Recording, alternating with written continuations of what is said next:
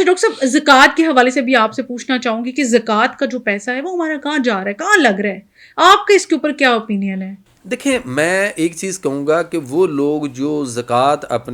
دینی چاہیے, زکوٰۃ نکالنی چاہیے, چاہے وہ آپ سال کے بعد رمضان میں مہینے میں نکال لیں, یا آپ جب مرضی نکالیں, یا روزانہ کی بنیاد پہ نکالیں, منتھ وائز, ویک وائز, کہیں بھی نکالیں. جو لوگ زکوٰۃ کا پیسہ غریب اور نادار اور مستحق مریضوں کو دینا چاہتے ہیں,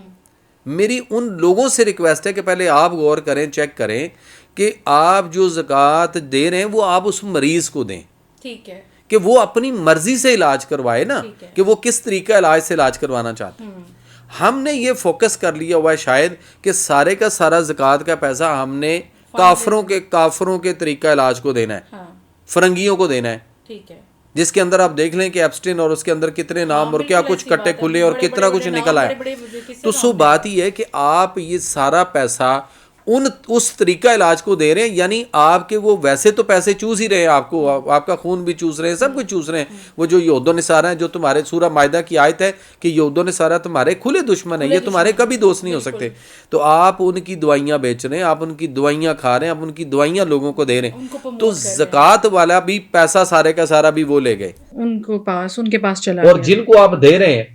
اب اس دفعہ آپ دیکھیے کہ لاہور کے اندر آپ کو مختلف شہروں میں بڑے بڑے ہولڈنگ بورڈ لگے ہوئے ہیں. کوئی کہتا ہے, آپ نے دیکھے ہوں گے, کوئی کہتا ہے کہ جی میں نے 70 لاکھ لوگوں کا علاج کیا, کوئی کہتا ہے 50 لاکھ لوگوں کا علاج کیا, کا پیسہ ہمارے فنڈ کو دیں, اور وہ کہتا ہے جی ہم مزید اس سال بھی جو ہے زکوٰۃ ہمیں ہی دیں تاکہ اب ہم اس سے زیادہ لوگوں کا علاج کرنا چاہتے ہیں. کوئی پوچھنے والا نہیں ہے کہ بھائی آپ یہ بتاؤ کہ جو 70 لاکھ 50 لاکھ 30 لاکھ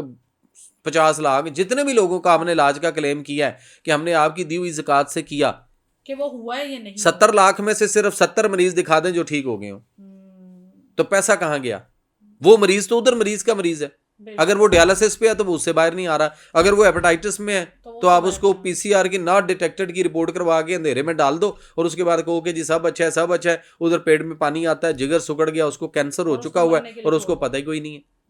تو اس لیے پیسے زکوٰۃ جس نے دینی ہے وہ اداروں کو دینے کے بجائے اس شخص کو دیں, وہ مستحق لوگ آپ اپنے ارد گرد ڈھونڈیں. سب سے پہلے تو آپ لوگوں کی صحت کے متعلق دیکھیں کہ یہ صحت اچھی کیسے کریں.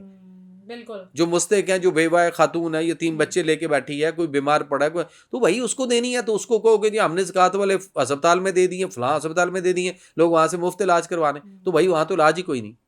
انگریزی دوائیوں میں کوئی ایک گولی, کوئی ایک ٹیکہ, کسی ایک کیپسول کا نام آپ بتائیے مجھے, ڈھونڈیں, آپ سرچ کریں, میں آپ کو چیلنج کرتا ہوں, آپ ڈھونڈیں اور پتہ کریں. اگر آپ نے کسی ایک گولی دوائی ٹیکے کا نام آپ کو کہہ رہا ہوں, تو اگر آپ نے وہ ڈھونڈ لی